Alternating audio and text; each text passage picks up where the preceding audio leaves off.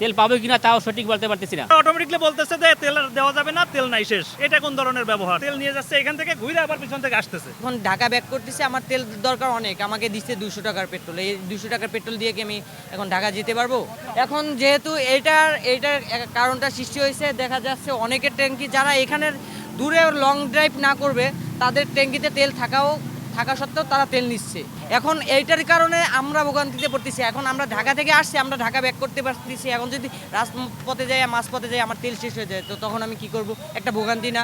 তেলের দাম ঠিকই রাখছে, কিন্তু আমার তেল পর্যাপ্ত পরিমাণ যেটুকু লাগবে আমি ততটুকু পাইনি। আমি ওকে 200 টাকা তেল দিচ্ছি, আমি এই 200 টাকা তেল দিয়ে কি ঢাকা যেতে পারবো? কষ্টের সময় আসছি, দেখছি বলছে তেল নেই, গাড়ি ঠেলকে বাসায় নিয়ে গেছি, আবার এখন গাড়ি নিয়ে আসছি, এখন যথেষ্ট সিরিয়াল, তেল পাবো কিনা তাও সঠিক বলতে পারতেছি না। অটোমেটিকলি বলতেছে যে তেল দেওয়া যাবে না, তেল নাই, শেষ। এটা কোন ধরনের ব্যবহার? তেল যদি তার রিপোর্টটা শেষ হয়ে যায়, তাহলে তো এখান থেকে ডেলিভারি দেওয়া অবস্থায় তার বন্ধ হয়ে যাওয়ার কথা।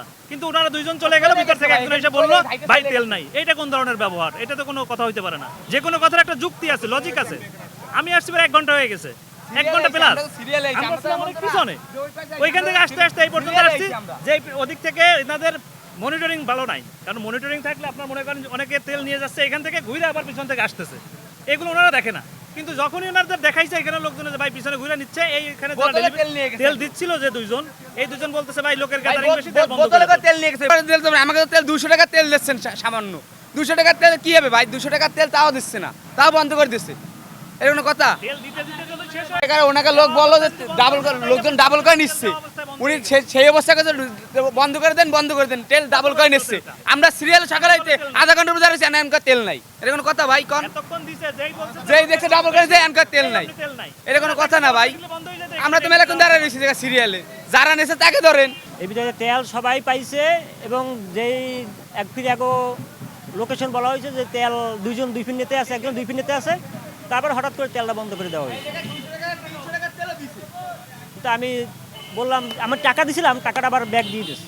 এখানে যে মানুষ আসছে প্রত্যেকের গাড়িতে ম্যাক্সিমাম গাড়িতে তেল আছে, তেল না থাকার পরেও তারা আবার তেল নিতে চাচ্ছে। আমরা যতক্ষণ তেল আমাদের পাম্পে আছে আমরা ততক্ষণ তেল দেওয়ার চেষ্টা করতেছি, কিন্তু মানুষ অযথা হয়রানি করতেছে। যার তেল লাগে না সেও তেল নিতে আসতেছে। আমাদের এই পাম্পে 64 গভর্নমেন্ট জরুরি অফিস থেকে তেল নাই, আমরা সেই গভর্নমেন্ট সার্ভিসটাও ঠিকমতো দিতে পারতেছি না এই সাধারণ মানুষের অহেতুক ভিড়ের কারণে। যে কারণটা একদম অহেতুক, সবার টাঙ্কিতে তেল আছে, তারপরও তাদের তেল লাগবে। আমরা যতক্ষণ পাম্পে তেল আছে ততক্ষণ দিতে পারবো। ডিপো আমাদের তেল দিলে আমরা এই ধারাটা স্বাভাবিক রাখতে পারবো, এছাড়া তো আমরা দিতে পারবো না। আমাদের কোনো যে দাম সরকারি গত মাসে গভর্নমেন্টে ছিল নির্ধারিত, সেই নির্ধারিত মূল্যেই আমরা তেল বিক্রি করতেছি। আমাদের 1 টাকা বাড়তিতে বা 25 পয়সা বাড়তিতে কোনো তেল বিক্রি আমরা করতেছি না, এবং পরিমাণ আমরা ঠিক রাখতেছি। আশা করি হয়তো এই যে বন্ধের রেসটা কাটলেই হয়তো আমরা স্বাভাবিক হইতে পারে।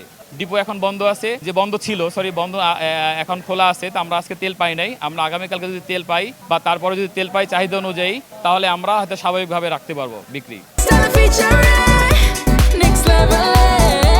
Well done, side by side, free.